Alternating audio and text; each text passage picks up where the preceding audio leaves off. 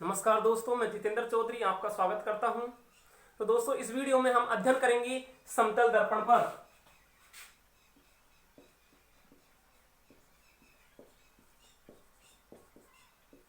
तो इस वीडियो में हम समतल दर्पण से जुड़ी सभी जानकारियों का अध्ययन करेंगे और चाहे आप किसी भी कॉम्पिटिटिव एग्जाम की तैयारी कर रहे हो, सभी के लिए ये काफी यहां से प्रश्न आते हैं दोस्तों। तो हम वीडियो को शुरू करते हैं।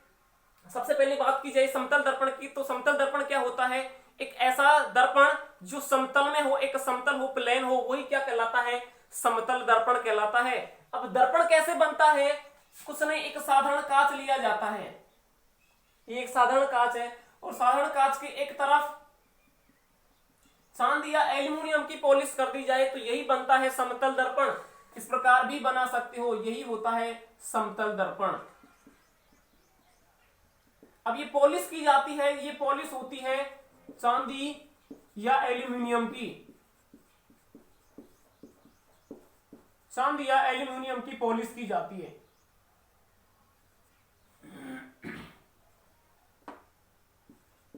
चांदी या एल्यूमिनियम की पॉलिश कर दी जाती है। अब हम इसे जुड़ी जानकारियों का अध्ययन करेंगे। सबसे पहले बिंदु पर चर्चा करते हैं कि समतल दर्पण में बनने वाला प्रतिबिंब आभासी और सीधा होता है। समतल दर्पण में बनने वाला प्रतिबिंब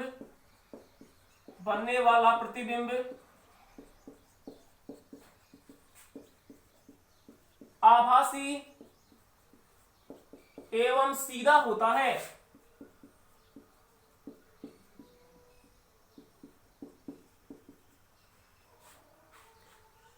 बिंदु 2 की बात करते हैं तो समतल दर्पण में किसी भी वस्तु का मेरे को पूरा प्रतिबिंब देखने के लिए जो प्रतिबिंब की लंबाई है वो वस्तु की लंबाई की आधी होनी चाहिए। क्या दोस्तों, मान लीजिए ये कोई वस्तु है,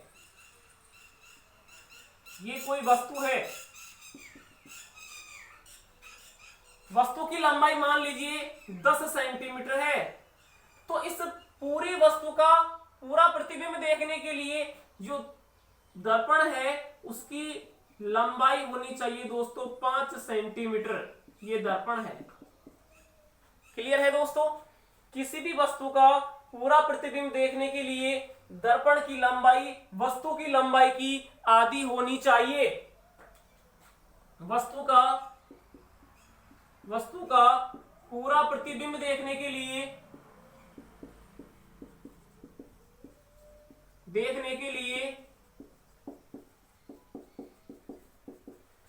प्रतिबिंब की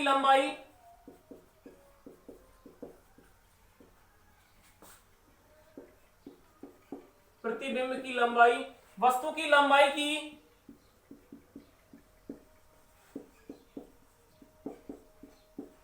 आधी होनी चाहिए।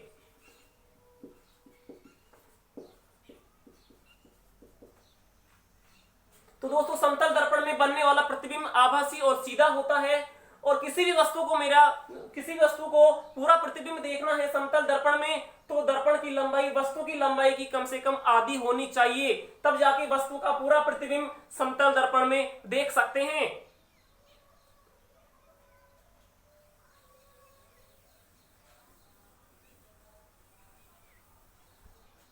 अगले बिंदु की बात करें, समतल दर्पण में बनने वाला प्रतिबिंब, जो समतल दर्पण में प्रतिबिंब बनता है उसमें वस्तु का दायां भाग बायां दिखाई देता है और बायां भाग दायां दिखाई देता है। इसे ही कहा जाता है पार्श्व परावर्तन। क्या होता है समतल दर्पण में? वस्तु का दायां भाग बायां तथा बायां भाग दायां दिखाई देता है। इसे पार्श्व परावर्तन कहा जाता है। इसे पार्श्व परावर्तन कहा जाता है। क्या होता है? ये है समतल दर्पण। मान लीजिए मैंने कोई पी आकार की वस्तु रखी है, ये वस्तु है, ये दर्पण, तो इसका प्रतिबिंब इस प्रकार से नजर आता है। तो ये वस्तु का बायां भाग और ये वस्तु का दायां भाग, इसी प्रकार से ये वस्तु का बायां भाग और ये वस्तु का दायां भाग। तो ये बायां भाग इस प्रकार से है, ये दायां भाग इस प्रकार से, मतलब बायां भाग दायां दिखाई देता है और दायां भाग बायां दिखाई देता है। इसे ही कहा जाता है पार्श्व परावर्तन।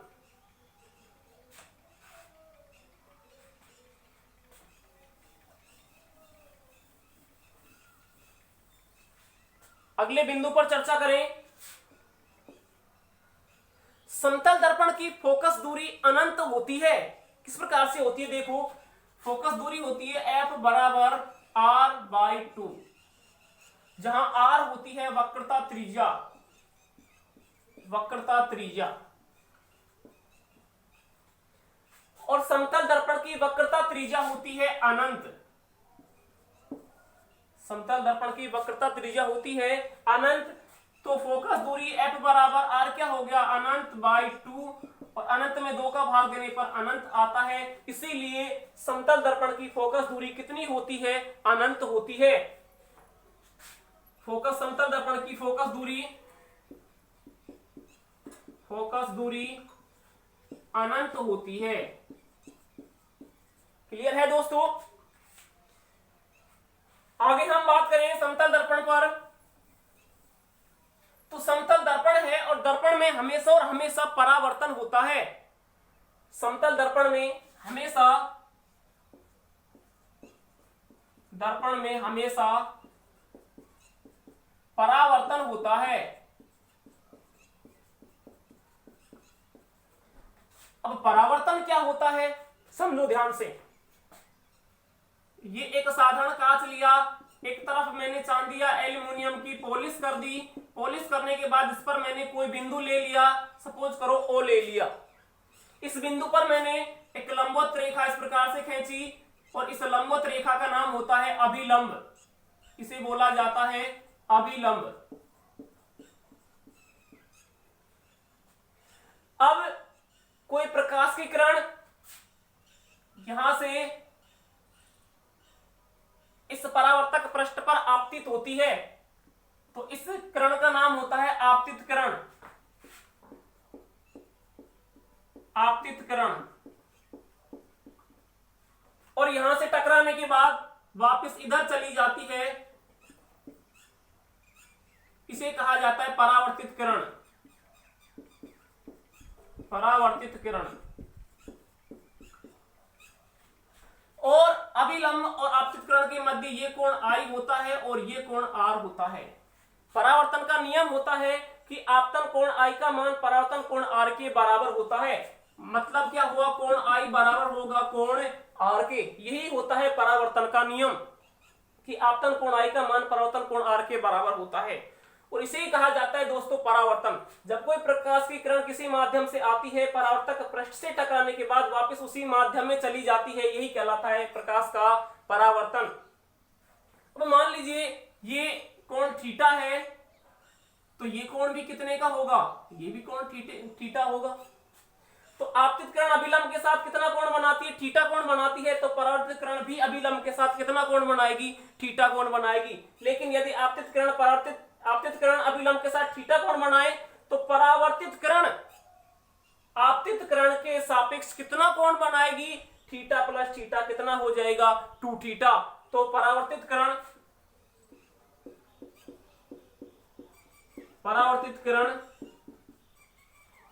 आपतित किरण के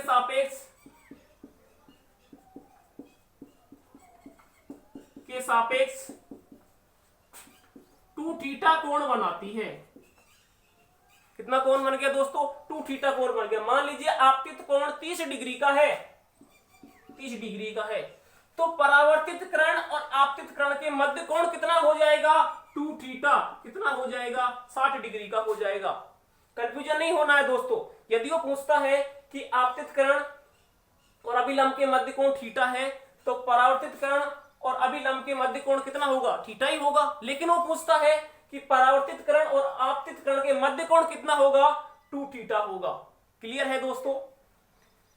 आगे यदि ये आपतित किरण लंबवत आती है, यदि ये आपतित किरण लंबवत आती है, अभिलंब के सापेक्ष आती है, तो इसमें जो परावर्तन कोण होगा वो 0 डिग्री होगा। आपतित किरण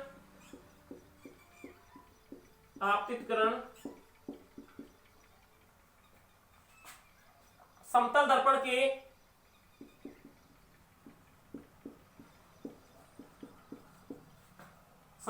के लंबवत हो तो परावर्तन कोण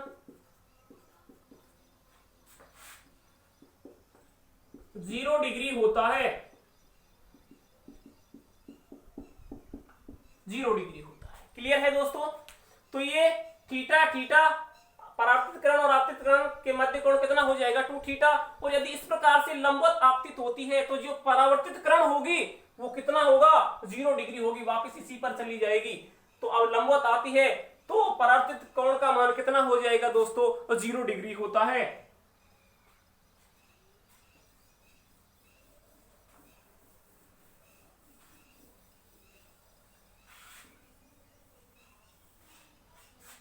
अगले बिंदु पर हम बात करें तो यदि कोई वस्तु समतल दर्पण से जितनी दूरी पर रखी हुई है उतनी ही दूरी पर उसका प्रतिबिंब बनता है। यह है समतल दर्पण। यहां रखी हुई है कोई वस्तु और यहां बनता है उसका प्रतिबिंब। तो यदि ये x मीटर दूरी पर है तो ये भी कितनी दूरी पर होगी? x मीटर दूरी पर ही होगी। ये x मीटर है तो ये भी होगा x मीटर। मेरा कहने का मतलब ये है कि जितनी दूरी पर दर्पण से वस्तु रखी होती है उतनी ही दूरी पर उसका प्रतिबिंब बनता है। अब मान लीजिए पूछता क्या है कि यदि दर्पण से वस्तु x मीटर दूरी पर है तो प्रतिबिंब वस्तु से कितनी दूरी पर होगा? x प्लस x कितना हो जाएगा? 2x हो जाएगा। तो यहां से यहां तक दूरी कितनी हो जाएगी? 2x मीटर हो जाएगी। प्रतिबिंब वस्तु के सापेक्ष कितनी दूरी पर होगा? 2x मीटर दूरी पर होगा। मान लीजिए यहां दे देता है वो 2 मीटर की वस्तु दर्पण से 2 मीटर दूरी पर है तो प्रतिबिंब भी दर्पण से कितनी दूरी पर होगा? 2 मीटर दूरी पर होगा। ये 2 मीटर दूरी पर, तो ये भी कितना होगा? 2 मीटर दूरी पर होगा। लेकिन यदि वस्तु दर्पण से 2 मीटर दूरी पर है तो प्रतिबिंब वस्तु से कितना हो जाएगा? 4 मीटर दूरी पर हो जाएगा। क्लियर है दोस्तों?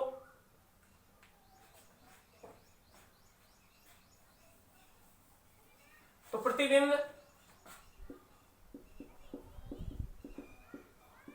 वस्तु के सापेक्ष 2x दूरी पर होता है। 2x दूरी पर होता है।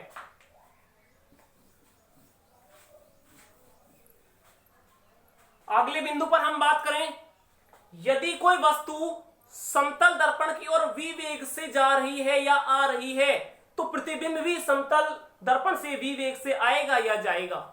क्या दोस्तों? ये समतल दर्पण है। दर्पण यहां है वस्तु। यदि ये वस्तु समतल दर्पण की ओर v वेग से आपतित है, v चाल से, तो जो यहां प्रतिबिंब बनने वाला है वो भी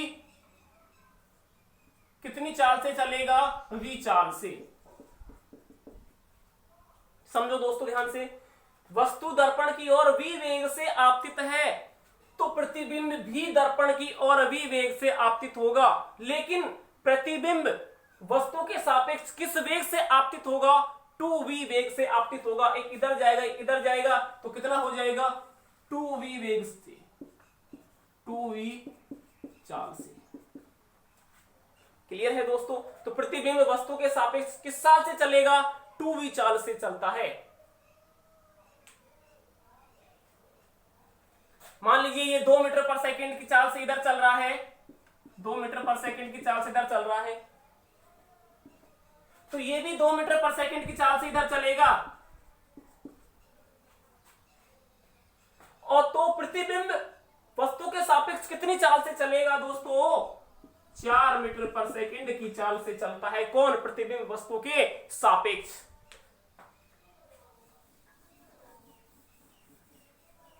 अगले बिंदु की हम बात करें तो समतल दर्पण में बनने वाले प्रतिबिंबों की संख्या निकालना। प्रतिबिंबों की संख्या निकालना।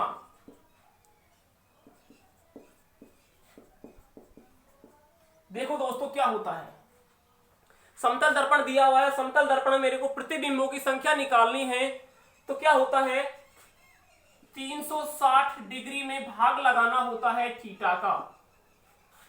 360 डिग्री में भाग लगाना होता है थीटा का। अब समझो दोस्तों क्या है, जो प्रतिबिंबों की संख्या है वो हमेशा और हमेशा विषम आनी चाहिए। क्या आनी चाहिए दोस्तों? विषम आनी चाहिए। यदि थीटा का 360 डिग्री में भाग देने पर कोई सम संख्या आती है तो उसमें से एक हमें घटाना होगा। क्या लिखता हूं मैं? प्रतिबिंबों की संख्या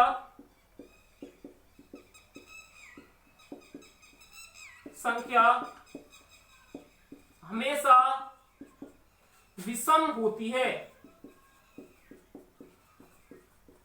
एक कैसी संख्या होगी दोस्तों? हमेशा विषम संख्या होगी।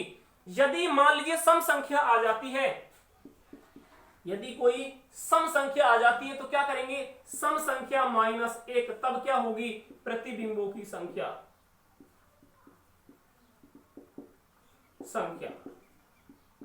क्लियर है दोस्तों? कैसे निकालेंगे प्रतिबिंबों की संख्या? 360 डिग्री में भाग लगाना है थीटा का। यदि ये वैल्यू यहां पर सम आती है तो क्या करेंगे? सम -1, क्योंकि प्रतिबिंबों की संख्या हमेशा और हमेशा कैसी होती है? एक विषम संख्या होती है। जैसे हम एग्जाम्पल की सहायता से समझते हैं। मान लीजिए 360 डिग्री और हमने थीटा ले लिया 60 डिग्री, तो क्या हो जाएगा? 0 से 0 कट गया, क्या हो गया? बराबर 6। और 6 क्या है? एक सम संख्या, इसीलिए क्या करूंगा? 6 - 1 बराबर क्या हो जाएगा? 5। अतः प्रतिबिंबों की संख्या कितनी होगी? 5। कब? जब थीटा कितना होगा? 60 डिग्री होगा। मान लीजिए थीटा दिया हुआ है 30 डिग्री, काट दिया, कितना आ गया? बराबर 12। और 12 क्या है? एक सम संख्या है, तो क्या करूंगा? 12 - 1 बराबर क्या हो जाएगा? 11। प्रतिबिंबों की संख्या आएगी कब आएगी? जब थीटा कितना दिया हुआ है? 30 डिग्री दिया हुआ है। मान लीजिए थीटा दिया हुआ है आपको 120 डिग्री, 120 डिग्री, 0 से 0 कट गया, 12 3 36। तो कितना आया प्रतिबिंबों की संख्या? 3। और 3 क्या है? एक विषम संख्या है। 3 क्या है? एक विषम संख्या, इसीलिए प्रतिबिंबों की संख्या कितनी होगी? 3 ही होगी। अब इसमें एक माइनस नहीं करूंगा क्योंकि प्रतिबिंबों की संख्या कितनी निकल के आई है? एक विषम संख्या है। क्लियर है दोस्तों? तो प्रतिबिंबों की संख्या कैसे निकालेंगे? 360 डिग्री में भाग लगाना है कितने का? थीटा का। थीटा का जैसे ही भाग लगाने पर एक यदि सम संख्या आती है तो क्या कर दूंगा? एक घटा दूंगा, जिससे क्या आ जाएगी? विषम संख्या, क्योंकि प्रतिबिंबों की संख्या हमेशा और हमेशा कैसी होती है? एक विषम राशि होती है। क्लियर है दोस्तों?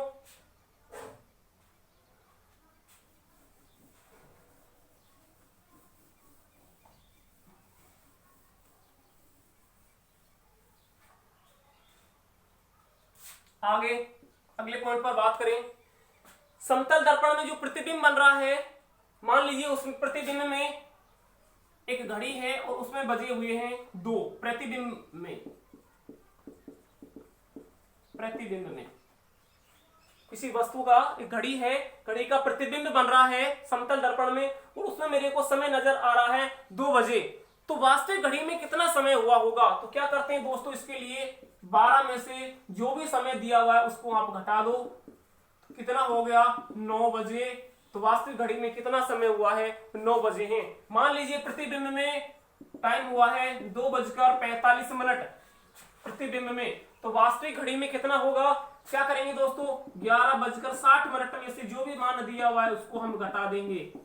कितना हो जाएगा 9:15। तो जो भी आपको प्रतिबिंब में टाइम दिया हुआ है उसे आप, यदि टाइम मिनट दिया हुआ है तो 11:60 में से घटा दो, यदि मिनट नहीं दिया हुआ है तो आप फिक्स 12 में से घटा सकते हो, तो आपको वास्तविक घड़ी में मान निकल जाएगा, वास्तविक घड़ी में। क्लियर है दोस्तों? तो दोस्तों यदि ये वीडियो आपको पसंद आया है तो प्लीज लाइक, शेयर और सब्सक्राइब करें और ज्यादा से ज्यादा इसे शेयर करें। इस वीडियो में दोस्तों इतना ही। धन्यवाद, मिलते हैं अगले वीडियो में।